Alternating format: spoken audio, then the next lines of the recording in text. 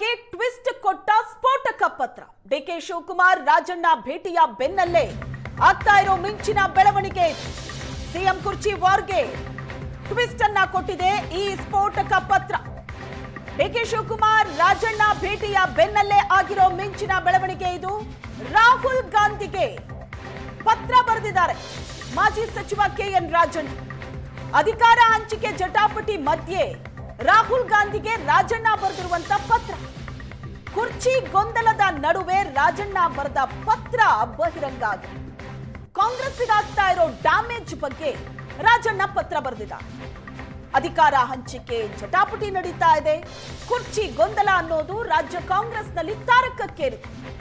ಅದರ ಬೆನ್ನಲ್ಲೇ ಕೆಎನ್ ರಾಜಣ್ಣ ರಾಹುಲ್ ಗಾಂಧಿಗೆ ಬರೆದಿರುವಂತ ಪತ್ರ ಈಗ ಟ್ವಿಸ್ಟ್ ಅನ್ನ ಕೊಡ್ತಾ ಇದೆ. ಕೆಎನ್ ರಾಜಣ್ಣ ರಾಹುಲ್ ಗಾಂಧಿ ಅವರಿಗೆ ಬರೆದಿರುವಂತ ಪತ್ರ ಬಹಿರಂಗ ಆಗಿದೆ. ಈ ಎಲ್ಲ ಬೆಳವಣಿಗೆಯಲ್ಲಿ ರಾಜ್ಯ ಕಾಂಗ್ರೆಸ್ಸಿಗೆ ಯಾವ ರೀತಿ ಡ್ಯಾಮೇಜ್ ಆಗ್ತಾ ಇದೆ ಅದ್ರ ಬಗ್ಗೆ ರಾಹುಲ್ ಗಾಂಧಿಗೆ ರಾಜಣ್ಣ ಅವರು ಪತ್ರ ಬರೆದಿದ್ದು ಆ ಪತ್ರ ಬಹಿರಂಗ ಆಗಿದೆ. ಅಧಿಕಾರ ಹಂಚಿಕೆಯ ಜಟಾಪಟಿ ಕಳೆದ ಕೆಲ ತಿಂಗಳಿಂದ ರಾಜ್ಯ ಕಾಂಗ್ರೆಸ್ನಲ್ಲಿ ನಡೀತಾ ಇದೆ. ಈಗಂತೂ ಒಂದ್ ಹಂತ ಮೇಲೆ ಇದೆ. ಕೆಎನ್ ರಾಜಣ್ಣ ಮತ್ತು ಡಿಕೆ ಶಿವಕುಮಾರ್ ಭೇಟಿಯೂ ನಡೆದು ಹೋಯಿತು. ಅದರ ಬೆನ್ನಲ್ಲೇ ಆಗಿರೋ ಮಿಂಚಿನ ಬೆಳವಣಿಗೆ. ಎರಡೆರಡು ಬಾರಿ ರಾಜಣ್ಣ ಅವರನ್ನ ಡಿಕೆ ಶಿವಕುಮಾರ್ ಭೇಟಿ ಮಾಡಿದ್ರು. ಕಳೆದ ಶನಿವಾರ ಮತ್ತು ಮೊನ್ನೆ ರಾತ್ರಿ ಎರಡೆರಡು ಬಾರಿ ಡಿಕೆ ಶಿವಕುಮಾರ್ ರಾಜಣ್ಣ ಅವರನ್ನ ಭೇಟಿ ಮಾಡಿ ಚರ್ಚೆ ನಡೆಸಿದ್ರು. ಏನ್ ಚರ್ಚೆ ಆಯ್ತು ಇಬ್ಬರ ನಡುವೆ ಅಂದಾಗ ಸಹಕಾರ ಅಸ್ತ್ರವನ್ನ ಪ್ರಯೋಗ ಮಾಡಿದ್ರು ಡಿಕೆ ಶಿವಕುಮಾರ್ ಅಂತ. ಅದೇನೇ ಇರಲಿ, ಆದ್ರೆ ಈ ಎಲ್ಲಾ ಬೆಳವಣಿಗೆಗಳ ನಡುವೆ ರಾಜಣ್ಣ ಅವರು ರಾಹುಲ್ ಗಾಂಧಿಗೆ ಬರೆದಿರುವಂತ ಪತ್ರ ಏಷ್ಯಾನೆಟ್ ಸುವರ್ಣ ನ್ಯೂಸ್ ನಲ್ಲಿ ಎಕ್ಸ್ಕ್ಲೂಸಿವ್ ಆಗಿ ನೋಡ್ತಾ ಇದ್ರು. ಪತ್ರದ ಪ್ರತಿ ಕೂಡ ಇದೆ. ಈಗಾಗಲೇ ರಾಹುಲ್ ಗಾಂಧಿ ಅವರಿಗೆ 4 ಪತ್ರವನ್ನ ಬರೆದಿದ್ದಾರೆ ರಾಜಣ್ಣ. ಸಿಎಂ ಸಿದ್ದರಾಮಯ್ಯ ಪರವಾಗಿಯೂ ಪತ್ರದಲ್ಲಿ ಉಲ್ಲೇಖ ಆಗಿದೆ. ಸಿದ್ದರಾಮಯ್ಯನವರನ್ನ ಕೆಳಗಿಳಿಸಿದ್ರೆ ಏನೇನ್ ಡ್ಯಾಮೇಜ್ ಆಗತ್ತೆ ಅನ್ನೋದರ ಬಗ್ಗೆ ಪತ್ರದಲ್ಲಿ ವಿವರವಾಗಿ ಉಲ್ಲೇಖ ಮಾಡಿದ್ದಾರೆ. ವೋಟ್ ಚೋರಿ ವಿಷಯದಲ್ಲಿ ಡಿಕೆ ಶಿವಕುಮಾರ್ ಬಗ್ಗೆ ರಾಜಣ್ಣ ಆಕ್ಷೇಪ. ಕೆಪಿಸಿಸಿ ಅಧ್ಯಕ್ಷರೇ ಏಜೆಂಟ್ಗಳನ್ನ ನೇಮಕ ಮಾಡಿರೋದು. ಏಜೆಂಟ್ಗಳ ನೇಮಕ ಸರಿಯಾಗಿದ್ದಿದ್ರೆ ವೋಟ್ ಚೋರಿ ಆಗ್ತಾ ಇರಲಿಲ್ಲ. ಈ ಬಗ್ಗೆ ಡಿಕೆ ಶಿವಕುಮಾರ್ ಅವರ ಮೇಲೂ ಆರೋಪ ಮಾಡಿದ್ದಾರೆ ಪತ್ರದಲ್ಲಿ. ಕೆಪಿಸಿಸಿ ಅಧ್ಯಕ್ಷರು ಈ ಬಗ್ಗೆ ಸರಿಯಾದ ಗಮನ ಹರಿಸಿಲ್ಲ. ಏಜೆಂಟ್ಗಳು ಸರಿಯಾಗಿದ್ದಿದ್ರೆ ಇನ್ನೂ 8-10 ಸೀಟನ್ನ ಗೆಲ್ತಾ ಇದ್ವಿ. ಬೇರೆ ರಾಜ್ಯಗಳಿಂದಲೂ 30-40 ಸೀಟ್ಗಳನ್ನ ಗೆಲ್ಲಬಹುದಿತ್ತು ಅಂತ ಪತ್ರದಲ್ಲಿ ಬರೆದಿರೋದು. ಕೆಎನ್ ರಾಜಣ್ಣ ಅವರ ಈ ಪತ್ರ ಸದ್ಯಕ್ಕೆ ರಾಜ್ಯ ಕಾಂಗ್ರೆಸ್ನ ಬೆಳವಣಿಗೆಯಲ್ಲಿ ಒಂದು ಮೇಜರ್ ಟ್ವಿಸ್ಟ್ ಇದು. ರಾಹುಲ್ ಗಾಂಧಿ ಅವರಿಗೆ ರಾಜಣ್ಣ ಬರೆದಿರುವಂತ ಪತ್ರ ಬಹಿರಂಗ ಆಗಿದೆ. ಏಷ್ಯಾನೆಟ್ ಸುವರ್ಣ ನ್ಯೂಸ್ ನಲ್ಲಿ ಎಕ್ಸ್ಕ್ಲೂಸಿವ್ ಆಗಿ ನೋಡ್ತಾ ಇದ್ದೀವಿ. ಸಿಎಂ ಸಿದ್ದರಾಮಯ್ಯನವರ ಪರವಾಗಿಯೂ ಕೂಡ ಪತ್ರದಲ್ಲಿ ಉಲ್ಲೇಖ ಮಾಡಿದ್ದಾರೆ. ಸಿದ್ದರಾಮಯ್ಯನವರನ್ನ ಒಂದು ವೇಳೆ ಕೆಳಗಿಳಿಸಿದ್ರೆ ಇದರಿಂದ ಪಕ್ಷಕ್ಕಾಗೋ ಡ್ಯಾಮೇಜ್ ಏನೇನು ಅನ್ನೋದರ ಬಗ್ಗೆ ಉಲ್ಲೇಖ ಮಾಡಿದ್ದಾರೆ. ಅದರ ಜೊತೆಗೆ ವೋಟ್ ಚೋರಿ ವಿಚಾರದಲ್ಲಿ ಡಿಕೆ ಶಿವಕುಮಾರ್ ಅವರ ಬಗ್ಗೆ ಕೂಡ ಅಸಮಾಧಾನವನ್ನ ವ್ಯಕ್ತಪಡಿಸಿದ್ದಾರೆ.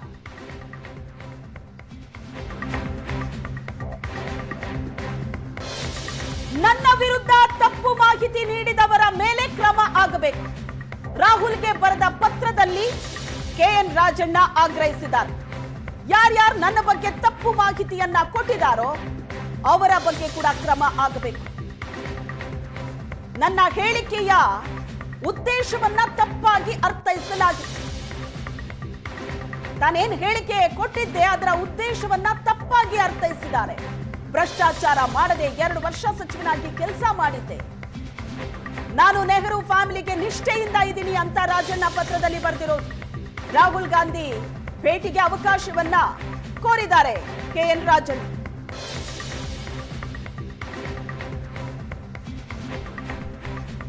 ರಾಹುಲ್ ಗಾಂಧಿ ಅವರಿಗೆ ಕೆಎನ್ ರಾಜಣ್ಣ ಬರೆದಂತ ಪತ್ರದ ಪ್ರತಿ ಬಹಿರಂಗ ಆಗಿದೆ. ಏಷ್ಯಾನೆಟ್ ಸುವರ್ಣ ನ್ಯೂಸ್ ನಲ್ಲಿ ಪತ್ರದ ಪ್ರತಿಯನ್ನ ನೋಡ್ತಾ ಇದ್ದೀರಿ ಎಕ್ಸ್ಕ್ಲೂಸಿವ್ ಆಗಿ.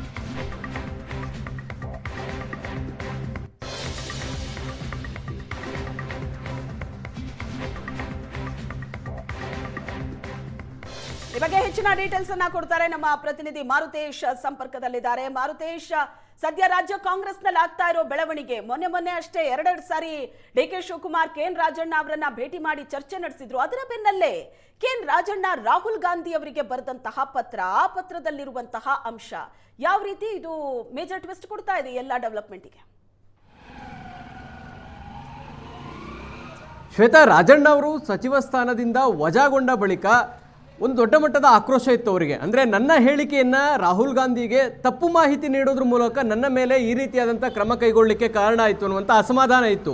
ಈಗ ರಾಜಣ್ಣ ಅವರು ಒಟ್ಟು 4 ಪತ್ರಗಳನ್ನು ಬರೆದಿದ್ದಾರೆ. ಆ ಪೈಕಿ ನವೆಂಬರ್ 17ನೇ ತಾರೀಕು ಬರೆದಿರ್ತಕ್ಕಂಥ ಪತ್ರ ಒಂದು ಮಾತ್ರ ಈಗ ಬಹಿರಂಗ ಆಗಿದೆ. ಆ ಪತ್ರದಲ್ಲಿ ಇರುವ ಹಾಗೆ ರಾಜಣ್ಣ ಅವರು ವೋಟ್ ಚೋರಿ ವಿಚಾರಕ್ಕೆ ಸಂಬಂಧಪಟ್ಟ ಹಾಗೆ ಏನು ಹೇಳಿಕೆಯನ್ನು ಕೊಟ್ಟಿದ್ರು ಅನ್ನೋದರ ಕನ್ನಡ ಟ್ರಾನ್ಸ್ಲೇಷನ್ ಮತ್ತು ಇಂಗ್ಲಿಷ್ ಟ್ರಾನ್ಸ್ಲೇಷನ್ ಎರಡೂ ಕೂಡ ಉಲ್ಲೇಖ ಮಾಡಿ ರಾಹುಲ್ ಗಾಂಧಿ ಅವರಿಗೆ ಪತ್ರ ಬರೆದಿದ್ದಾರೆ.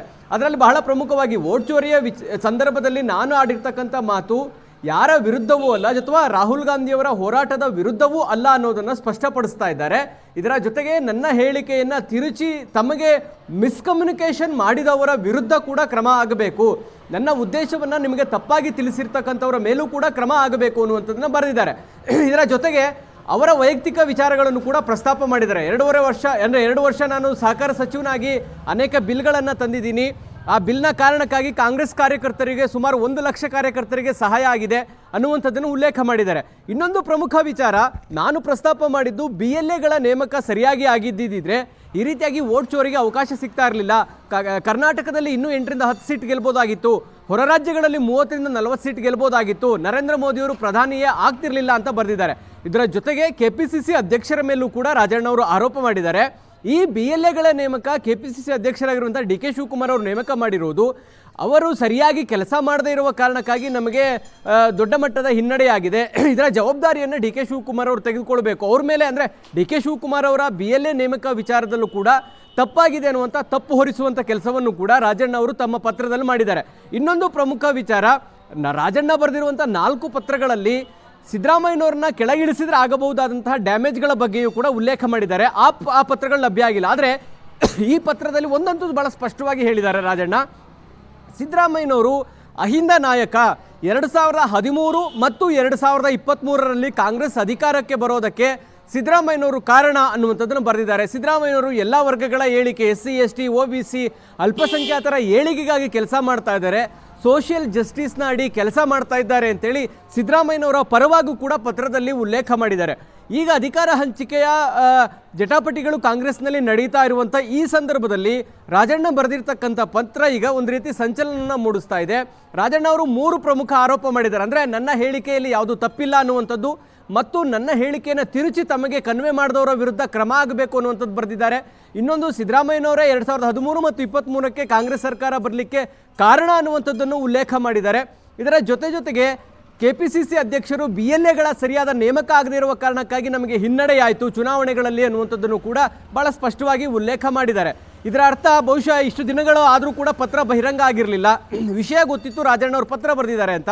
ಆದರೆ ರಾಜಣ್ಣ ಅವರನ್ನು ಡಿ.ಕೆ. ಶಿವಕುಮಾರ್ 2 ಬಾರಿ ಭೇಟಿ ಆದ ಬಳಿಕ ಈಗ ಪತ್ರ ಬಹಿರಂಗ ಆಗಿದೆ. ಒಂದಂತೂ ಸ್ಪಷ್ಟ, ರಾಜಣ್ಣ ಮತ್ತು DKಶಿ ನಡುವಿನ ಭೇಟಿ ಅಂತ ಫಲಪ್ರದ ಆಗಿಲ್ಲ ಅನ್ನುವಂಥದ್ರ ಮುನ್ಸೂಚನೆಯ ಈ ಪತ್ರ ಬಹಿರಂಗ ಆಗಿರೋದು ಅನ್ನುವಂಥ ಚರ್ಚೆಗಳು ಕೂಡ ಇದಾವೆ ಶ್ವೇತಾ. ಆ ನಿಟ್ಟಿನಲ್ಲಿ ರಾಜಣ್ಣ ಬರೆದಿರ್ತಕ್ಕಂಥ ಪತ್ರ ಈಗ ಬಹಿರಂಗ ಆಗಿರೋದು ಒಂದು ರೀತಿಯಾದಂಥ ಸಂಚಲನಕ್ಕೆ ಕಾರಣ ಆಗ್ತಾ ಇದೆ. ಇದರ ಜೊತೆಗೆ ಮುಖ್ಯಮಂತ್ರಿಗಳ ಪರವಾಗೂ ರಾಜಣ್ಣ ಅವರು ಬ್ಯಾಟಿಂಗ್ ಬೀಸ್ತಾ ಇರೋದನ್ನು ನೋಡಿದರೆ ಅವರು ಬಹಿರಂಗವಾಗಿ ಹೇಳಿದರು, ನನ್ನ ಮೊದಲ ಸ್ಟ್ಯಾಂಡು ಅದೇ, ಈಗಲೂ ಅದೇ ಇದೆ ಅಂತ. ಯಾವುದೇ ಕಾರಣಕ್ಕೂ ನಾವು ಸಿದ್ದರಾಮಯ್ಯನವ್ರನ್ನ ಬಿಟ್ಟು ಬರಲ್ಲ, ಸಿದ್ದರಾಮಯ್ಯನವ್ರ ಪರವಾಗಿರುವಂಥದ್ದೇ ನಮ್ಮ ಸ್ಟ್ಯಾಂಡ್ ಅನ್ನೋದನ್ನು ರಾಜಣ್ಣ ಕ್ಲಿಯರ್ ಮಾಡಿದ್ರು. ಅದಕ್ಕೆ ಪೂರಕ ಅನ್ನುವಂತೆ ಈಗ ಪತ್ರವೂ ಕೂಡ ಬಹಿರಂಗ ಆಗಿದೆ Shweta. Okay, thank you Maruthesh.